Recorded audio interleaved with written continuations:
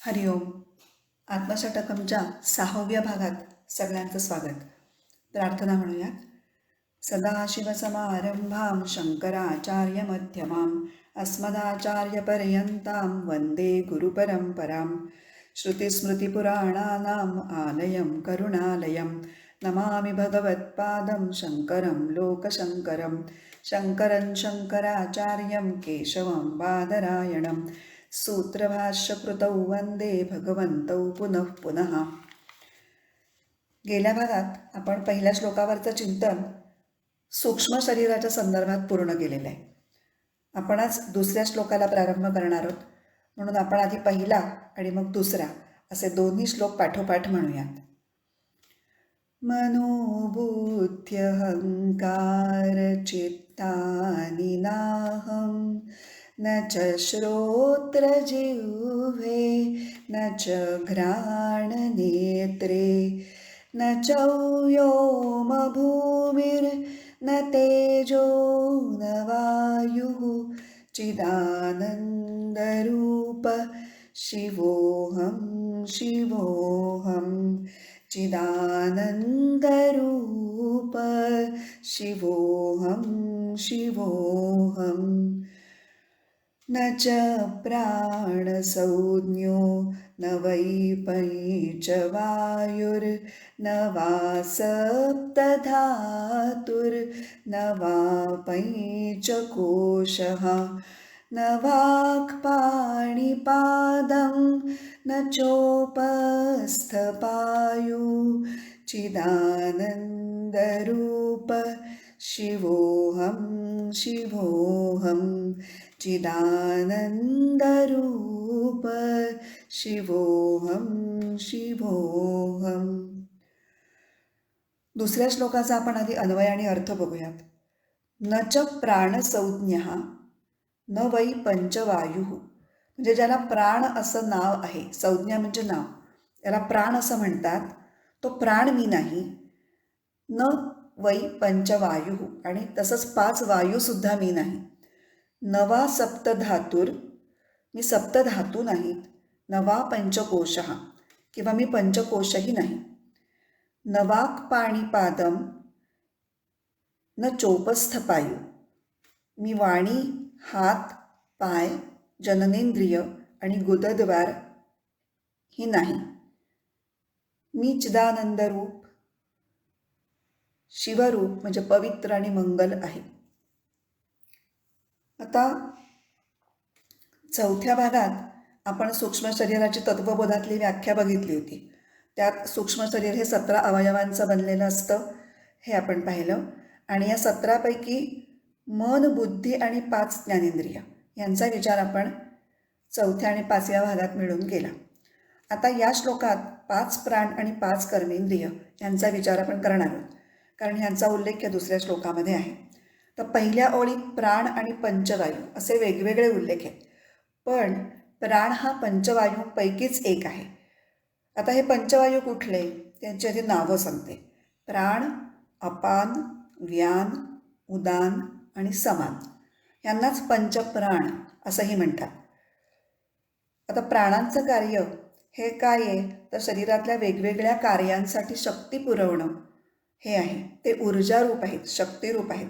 शरीराच्या आत ज्या वेगवेगळ्या क्रिया, घडामोडी सतत घडत असतात, त्यांच्यासाठी लागणारी ऊर्जा किंवा शक्ती हे प्राण पुरवतात.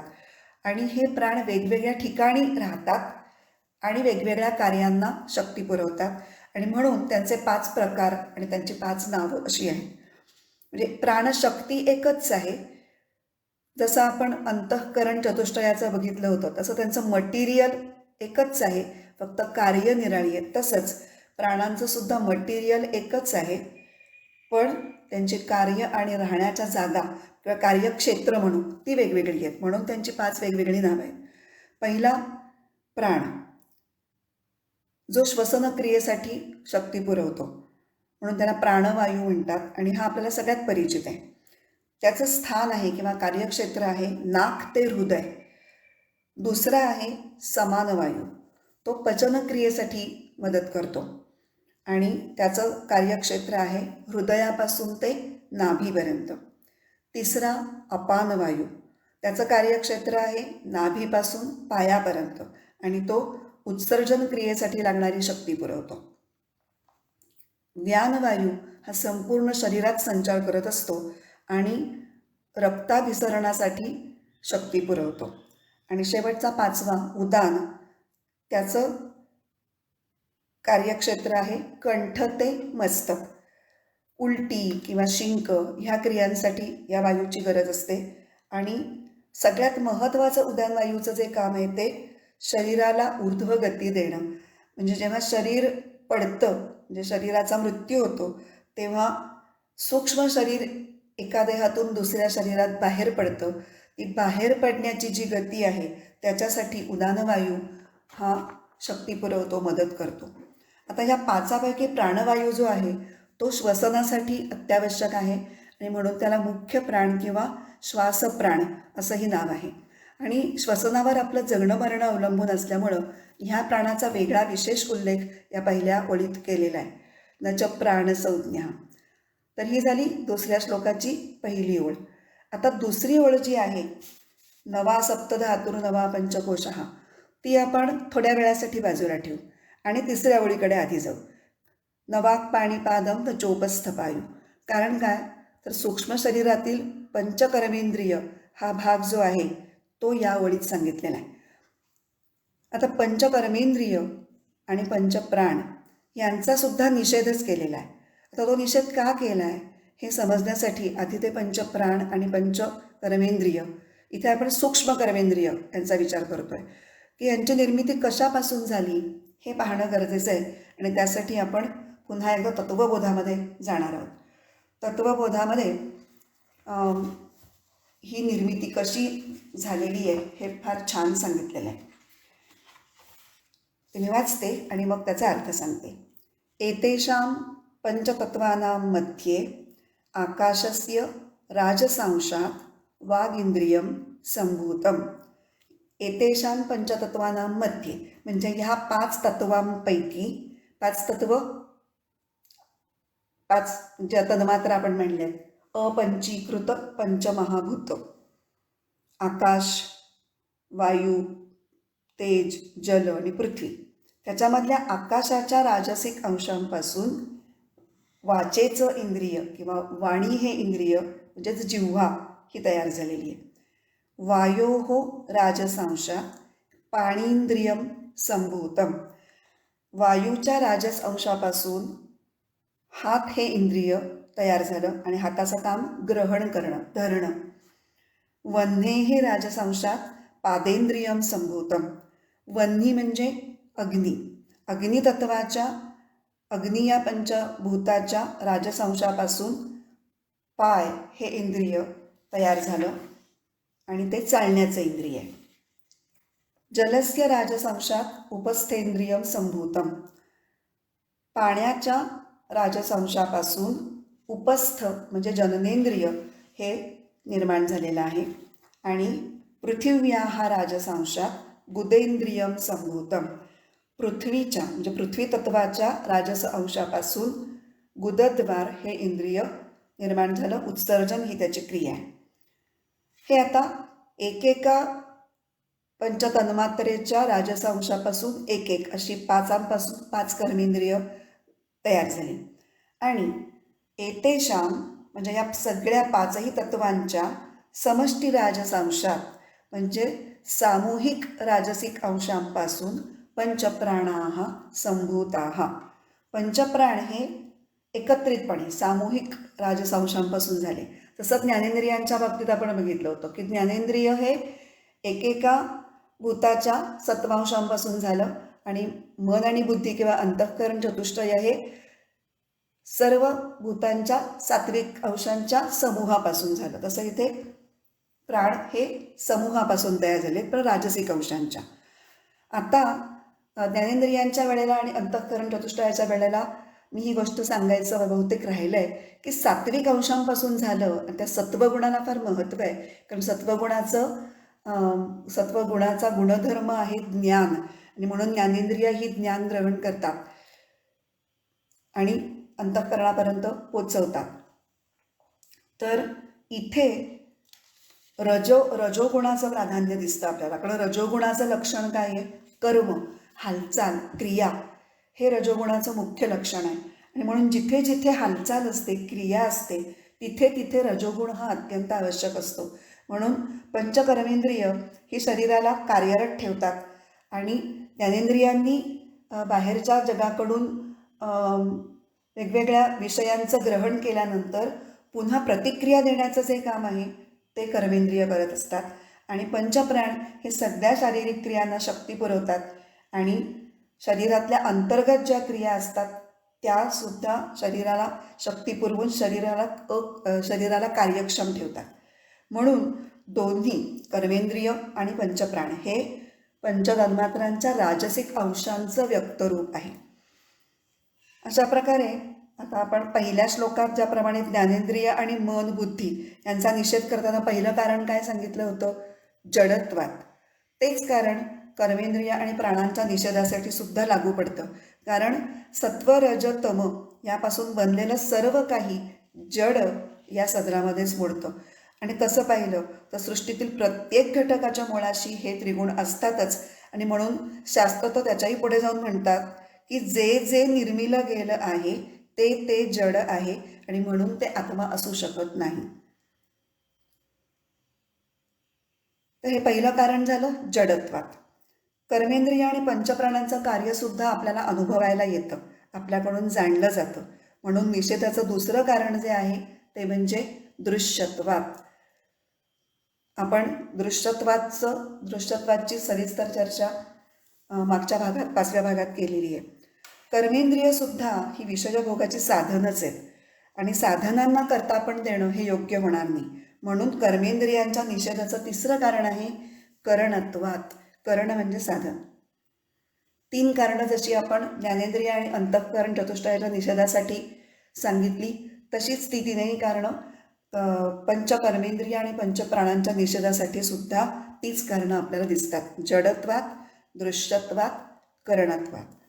आता इथे आपण सूक्ष्म शरीराचा विचार पूर्ण केला आणि आता सूक्ष्म शरीर ज्या स्थूल शरीरामधून अभिव्यक्त होतं त्या स्थूल शरीराचा विचार आपण करणार आहोत. तर दुसऱ्या ओळीतील सप्तधातू या शब्दांनी स्थूल शरीराचा स्पष्ट निर्देश होतो. आता हे 7 धातू कुठले त्यांची फक्त मी नावं आधी सांगणार आहे आणि त्यांचा निषेध का केला हे स्थूल शरीराचा थोडा विचार करून झाल्यानंतर मग सांगणार आहे. तर हे सप्तधातू कुठले? रस, रक्त, मांस, मेद, मज्जा, अस्थि आणि शुक्र. पुन्हा एकदा सांगते. रस, रक्त, मांस, मेद, मज्जा, अस्थि आणि शुक्र. तर आयुर्वेदाप्रमाणे या 7 धातूंनी आपलं शरीर बनलेलं असतं. शरीर म्हणजे इथे स्थूल शरीर जे आपल्याला डोळ्यांनी दिसतंय ते. तर या स्थूल शरीराला इंद्रियांचा संघात अशी पण एक शास्त्रीय पारिभाषिक नाव आहे. संघात म्हणजे समूह, इंद्रियांचा समूह. आता ह्या इंद्रिय समूहामध्ये 5 ज्ञानेंद्रिय आणि 5 कर्मेंद्रिय जी स्थूल रूपात आपल्याला दिसतात त्यांचा सुद्धा अंतर्भाव आहेच की. जे स्थूल शरीरावर दिसणारी ही जी इंद्रिय आहेत त्यांना इंद्रिय गोलक असंही म्हणतात. ज्या गोलकांमधून म्हणजे ज्या केंद्रांमधून सूक्ष्म इंद्रिय काम करतात. आता उदाहरणार्थ बघण्याची शक्ती म्हणजे सूक्ष्म डोळा, म्हणजे सूक्ष्म ज्ञानेंद्रिय झालं. हा आपल्या चेहऱ्यावरील जे डोळे आहेत त्या स्थूल डोळ्यांमधून दृश्याचं ग्रहण करतो, म्हणजे रूपाचं ग्रहण करतो, रूप या विषयाचं. दुसरं ऐकण्याची शक्ती म्हणजे सूक्ष्म कान, मग तो आपल्या स्थूल कानांमधून शब्द या विषयाचं ग्रहण करतो. शब्द म्हणजे आवाज किंवा ध्वनी.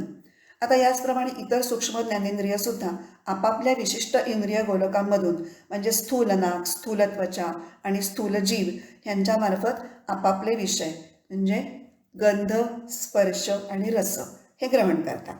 आता हे झालं स्थूल ज्ञानेंद्रियांच्या बाबतीत. कर्मेंद्रियांच्या बाबतीतही अगदी तसंच आहे.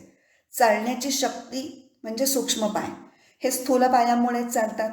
धरण्याची शक्ती म्हणजे सूक्ष्म हात, हे स्थूल हातांच्या द्वाराच वस्तू पकडतात वगैरे वगैरे. आता ही चर्चा केल्यानंतर आपण पहिल्या श्लोकातली दुसरी ओळ न च श्रोत्र जिव्हे न च घ्राण नेत्रे, ज्यात ज्ञानेंद्रियांचा उल्लेख आहे. ती जर विचारात घेतली तर आपण असं म्हणू शकतो की इथे स्थूल ज्ञानेंद्रियांचा सुद्धा निर्देश केलेला आहे. आणि याचप्रमाणे दुसऱ्या श्लोकातली तिसरी ओळ, नवाक पाणीपादम न चोपस्थ पायू, जिथं कर्मेंद्रियांचा उल्लेख आहे तिथेही स्थूल कर्मेंद्रियांचा पण निर्देश आहे.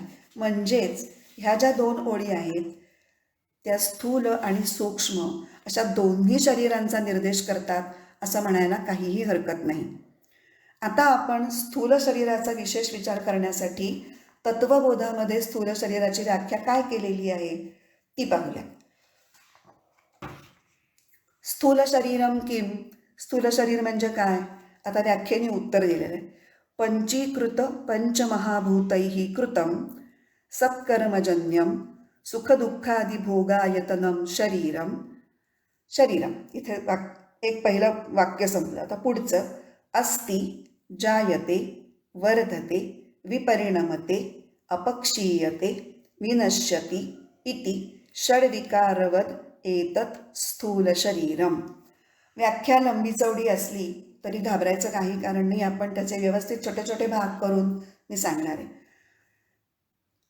पंचीकृत पंचमहाभूतैः कृतम म्हणजे पंचीकरणाची प्रक्रिया झालेल्या पंचमहाभूतांपासून हे स्थूल शरीर बनलेलं आहे. आता हे ऐकताना आपण जी सूक्ष्म शरीराची व्याख्या ऐकली होती ती थोडी आठवण्याचा प्रयत्न करा. त्याचा पहिला भाग काय होता?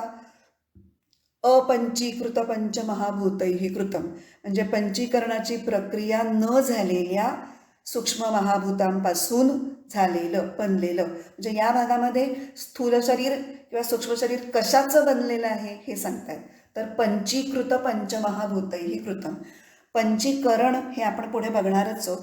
पण पुन्हा एकदा पंचीकरण म्हणजे ही जी सूक्ष्मभूतं आहेत 5 ती विशिष्ट प्रमाणात एकमेकांच्यात मिसळतात आणि मग त्यांच्या नंतरचे रूपांतरित जो त्यांचा नवीन रूप असतं त्याला पंचमहाभूत, पंचीकृत पंचमहाभूत असं म्हटलं जातं आणि त्यांच्यापासून स्थूल शरीर बनलेलं आहे.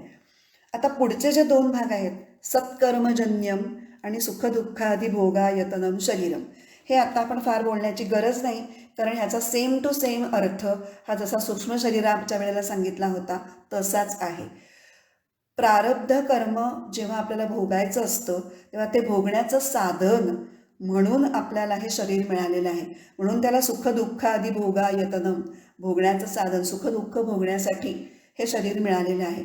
आणि ते सत्कर्मजन्य आहे म्हणजे आपली पुरेशी सत्कर्म झाल्याशिवाय सुद्धा आपल्याला हे मनुष्याचं शरीर मिळणार नाही आहे, मिळत नाही. जेव्हा पाप आणि पुण्य सारखी होतात तेव्हा आपल्याला हे शरीर मिळालेलं आहे. त्यामुळे आता ह्या 2 विषयी अधिक बोलण्याची मला गरज वाटत नाही. आता शेवटचे ज्या भाग आहे, अस्ति जायते वर्धते विपरिणमते अपक्षीयते विनश्यति, हे जे आहेत ते 6 विकार आहेत जे स्थूल शरीरामध्ये घडतात. विकार म्हणजे काय तर बदल, परिवर्तन. तर ही एक लिस्ट दिलेली आहे, ही एक यादी आहे. कुठले कुठले 6 विकार स्थूल शरीरामध्ये घडतात त्याची यादी आहे. अस्ति, पहिला विकार काय असतो? अस्ति. अस्ति म्हणजे अस्तित्वात येणे. इथे बीज रूपाने अस्तित्वात येणे म्हणजे जेव्हा कन्सेप्शन होतं, गर्भधारणा होते तेव्हा आपली अस्तित्वाला सुरुवात होते. ती अस्ति ही फेज आहे. त्याच्या पुढे जायते, मग 9 महिन्यानंतर मूल जेव्हा आईच्या गर्भातून बाह्य जगामध्ये जन्माला येतं ते म्हणजे जायते. मग तिसरा विकार आहे वर्धते म्हणजे वाढते, अन्नाच्या पोषणाने शरीर वाढतं. मग विपरिणमते म्हणजे परिपक्व होतं, त्याला वेगवेगळ्या अवस्था प्राप्त होतात, बालावस्था, मग किशोरावस्था, मग युवावस्था, मग प्रौढावस्था आणि एक शारीरिक क्षमतेचा तो उच्चांक ते गाठतं म्हणजे विपरिणमते. आणि मग त्याच्यानंतर ग्राफ खाली उतरायला सुरुवात होते, अपक्षीयते, क्षीण होते. एका वयानंतर आपली शक्ती वाढत नाही, आपलं वय वाढतं पण आपल्या शक्ती कमी होतात, अवयव हळूहळू क्षीण होतात, केस पांढरे होतात, त्वचेला सुरकुत्या पडू लागतात, कार्य करण्याची शक्ती, उत्साह कमी होते, क्वचित प्रसंगी स्मरणशक्ती वगैरे सुद्धा कमी होते, उतरणीला लागतं ते शरीर. आणि शेवटचा विकार आहे विनश्यति म्हणजे विनाश पावतो. म्हणजे शेवटी विघटित होऊन पूर्णपणे आपल्या मूळ तत्वात विलीन होतं. विघटित जेव्हा होतं म्हणजे जेव्हा शरीराचा मृत्यू झाला आणि जर शरीर आपण जाळलं नाही आणि तसंच ठेवलं किंवा पुरलं तर ते कुजतं आणि पृथ्वी तत्वामध्ये म्हणजे ते 5 जे असतात ते ज्या त्या ह्याच्यामध्ये विलीन होऊन जातात. आता हे जे 6 विकार आहेत ते फक्त स्थूल शरीरालाच आहेत बरं का. आता पहा ना, खूप वर्षांनी एखादी आपल्याला जुनी मैत्रीण भेटली, तरी आपण तिला ओळखतोच की बाह्यरूपात कितीही बदल झालेला असला तरी. अरे ही तर तीच सीमा आहे, असं आपण जेव्हा म्हणतो, तेव्हा तीच म्हणजे आपल्या डोळ्यासमोर ती शिडशिडीत बांध्याची, तेजस्वी डोळ्यांची, लांबसडक केस असलेली, रनिंग रेसमध्ये पहिली येणारी वगैरे वगैरे असं सगळं असतं. पण वास्तवात समोर असलेली सीमा मात्र थोडीशी सुटलेली, बॉयकट केलेली, डोळ्यांवर चष्मा लागलेली, डुलत डुलत चालणारी अशी असते. तरीही आपण तिला तीच सीमा म्हणून ओळखतो की नाही? कारण विकार हे फक्त शरीराला असतात आणि मी शुद्ध आत्मा हा त्या सर्व विकारांचा म्हणजे बदलांचा साक्षी असतो.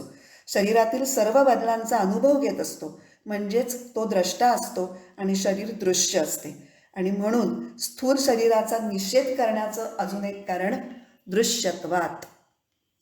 आता या स्थूल शरीराविषयी आणि दुसऱ्या श्लोकातील दुसऱ्या ओळीविषयी आपल्याला बोलायचं आहे, पण ती चर्चा आता आपण पुढच्या भागात करू. प्रार्थना म्हणण्यापूर्वी पुन्हा एकदा आत्मषटकम ऐकताना उपदेश साराची उजळणी करण्याचं जे काम आपण सगळ्यांनी सुरुवात केलेली आहे, तुम्ही सगळे छान उत्साहाने करताच आहात, ते तसंच सुरू ठेवा आणि माझ्याशी गरज पडेल तर संवादसुद्धा साधत राहा. आता आपण प्रार्थना म्हणू आणि आपल्या या भागाचा समारोप करू. अज्ञानतिमिरान्धस्य ज्ञानाञ्जनशलाकया चक्षुरुन्मीलितं येन तस्मै श्रीगुरवे नमः. ॐ पूर्णमदः पूर्णमिदं पूर्णात् पूर्णमुदच्यते पूर्णस्य पूर्णमादाय पूर्णमेवावशिष्यते. ॐ शान्तिः शान्तिः शान्तिः. हरिः ॐ. श्रीगुरुभ्यो नमः. हरिः ॐ.